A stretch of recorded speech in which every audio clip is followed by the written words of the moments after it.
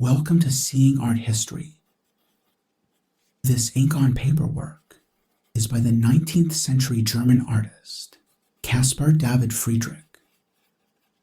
In this video, we will explore how Friedrich's image of a moonlit shoreline expands our perception of the presence of God found in nature.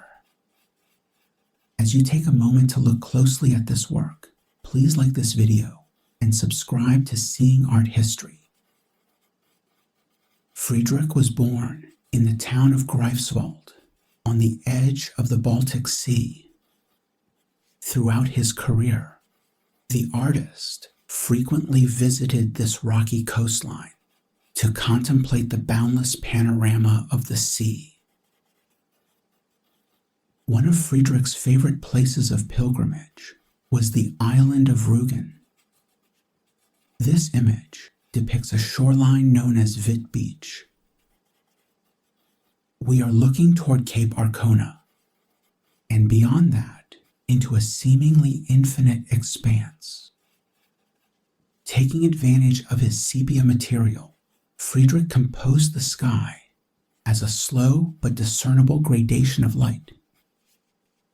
The brightest areas of the image, the moon and the light in the clouds, are the untouched paper. This work not only evidences Friedrich's technical virtuosity, but also his creative vision. The rising moon has a visual gravitation. All of nature, from the rocks along the shore to the clouds in the sky, seem drawn towards it. Friedrich is celebrated as a painter of landscapes, but in his art, all of the details of the landscape, which he had carefully observed and rendered with precision, are unified by light. For Friedrich, landscape and light were coexisting elements of nature.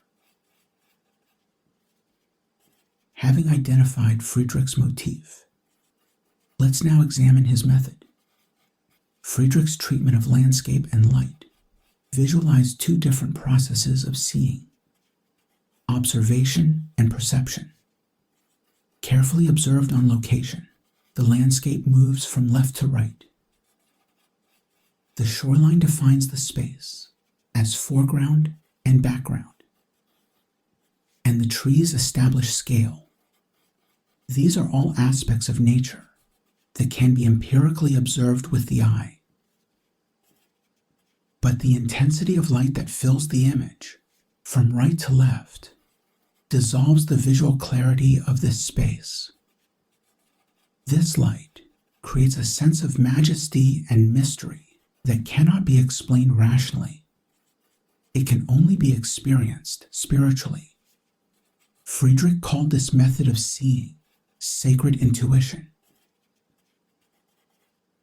The shoreline of Rügen had an additional significance for Friedrich. This island was the place of ministry for the poet and Lutheran minister Ludwig Gotthard Kosegarten. Kosegarten was famous for giving sermons on the beaches of Rügen so that the fishermen could listen as they were working. Kosegarten's beach sermons often included references to nature as proof of God's presence in the modern world. This image of the Island of Rügen directly connects the site of Kosegarten's beach sermons with Friedrich's artistic project. Inspired by Kosegarten, Friedrich wanted to more directly connect Christian belief with experiences of nature. This early work evidences the principal characteristics of Friedrich's conceptual purpose, creative strategy, and visual language. In his motifs of landscape and light, as well as his method of sacred intuition, Friedrich expands our ability to see the presence of God within the world he created.